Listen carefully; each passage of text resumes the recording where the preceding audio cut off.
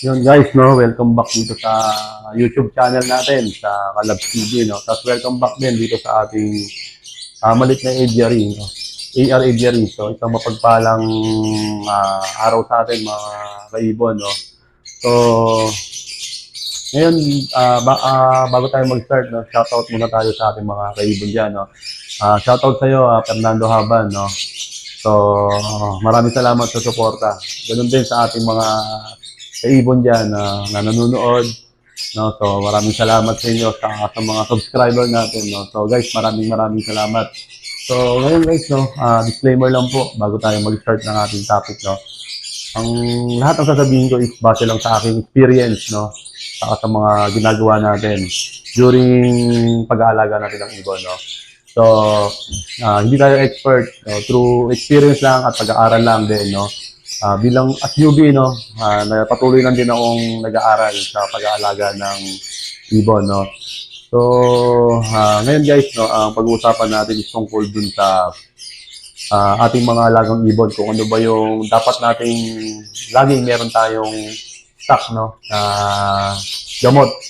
Kasi madalas, hindi natin napapansin yung ibon natin, no, na nanghihina kasi ang ibon natin masikreto, no? Magugulat ka na lang, no? Isang araw, magbabago na yung galaw niya.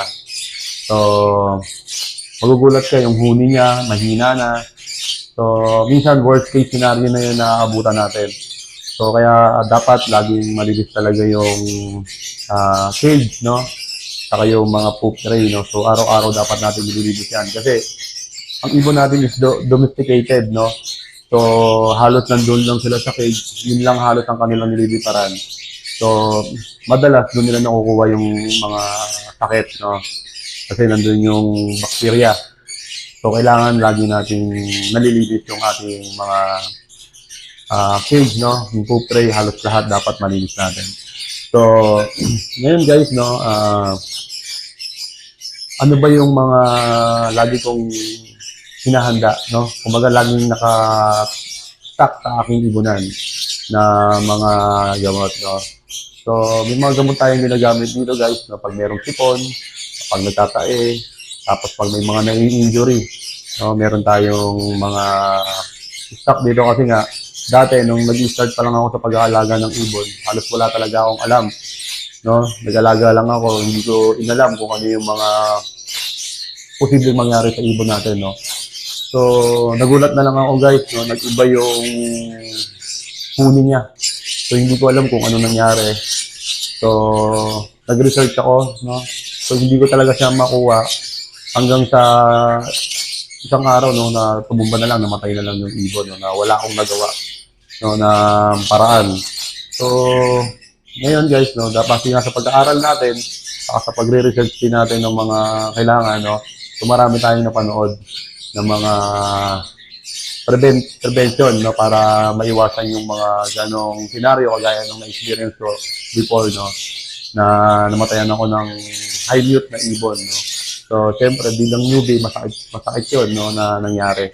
So, ngayon, natuto tayo doon, no. So, nag-stock na tayo ng mga gamot na kailangan nila. So, ngayon guys, no, ano ba yung mga gamot na kailangan natin i-ready, no? Para sa in case of emergency, mapapansin na natin, no? Magagawa natin ng paraan. Kasi sa umaga, halos hindi mo siya mapapansin kasi maingay, no? Maingay yung ibon. So, sa gabi, doon mo na malalaman na may problema dahil yung huni niya, no? Yung na-experience ko, yung huni niya, parang, paus na paus, sobrang hina. So, gabi pa yon. So, wala na akong mabilang mga gamot. So, kaya dapat talaga naka-ready lagi yung mga gamot na yun para madunasan agad natin kahit paano, no, mailaban pa rin natin hanggang sa huli, no. So, kaysa naman wala tayong stock, mahirap, kawawa naman yung ibon. Pati ikaw, may stress ka rin dahil lalo na pag sobrang mahal mo na yung ibon na yun. So, kaya dapat lagi tayong merong stock na mga gamot, no. So, ano ba yung mga stock nating gamot dito, no? So, sa akin, no, meron akong ginagamit dito na ito, Betrafin Gold, no. Dito ginagamit ko to pag medyo may mga sipon na sila. Yung sipon kasi, pag tinignan mo yung ilong nila, no, yung may mamasa-masa, so, possible na may sipon yun. So, painumin mo lang na ito, no, 7 days, no, para, kahit pa paano, magamot natin, no, habang maaga pa. So, ito, anong ginagamit natin, Tetrasin Gold, no. So, 7 days natin ito gagamitin, no. So, ano to, may antibacterial na to. So, may probiotics na rin, saka may vitamins na rin.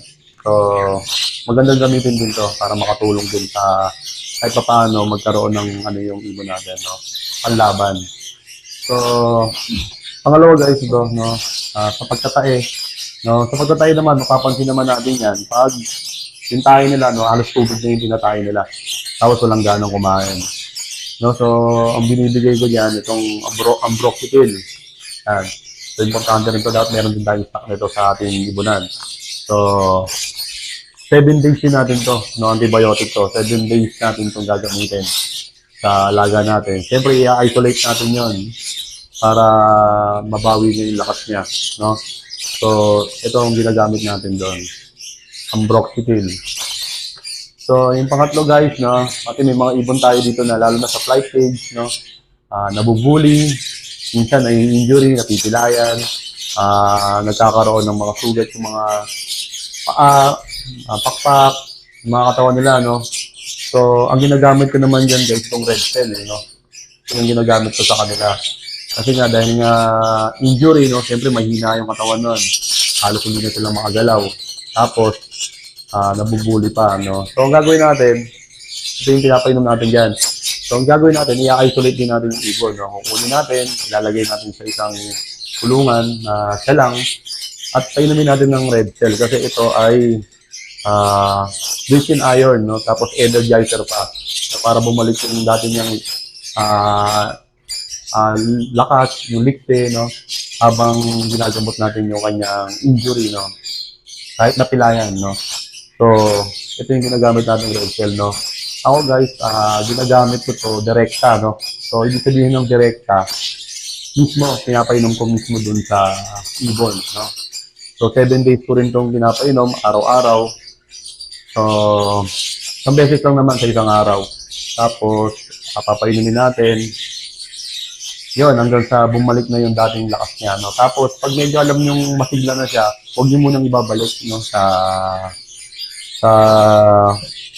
flight cage, no? Kasi, hindi pa siya ganoon ka lakas, no? Hayaan niyo lang muna siya doon sa cage na yun, no? Hanggang sa makita mo na talagang pag tumungtong siya sa perch, halimbawa, napilayan, yung kaya na niyang tumayo sa perch. So, yun guys, no, yun lang yung ginagawa natin dito para magkaroon tayo ng kaalaman, no, kung ano yung dapat natin i-stock, no. So, yun nga, base lang to sa aking na experience, sa aking pag-aalaga ng ibon, no. So, yun guys, no, maraming salamat sa ating lahat, no. God bless. Lahat ng mga sumuporta at sa lahat ng mga vlogger ng mga mag-iibon, no. Paki-suportahan natin guys, no. Para at nakakatulong din sa atin yan. So ngayon guys, kung nagustuhan niyo yung video natin, no, huwag natin kalimutang mag-subscribe, tapos i-like na rin natin, tapos i-click na rin natin yung notification bell para sa susunod na video natin na i-upload, no. So, updated tayo, no. So, yun nga guys, maraming salamat at God bless sa ating lahat.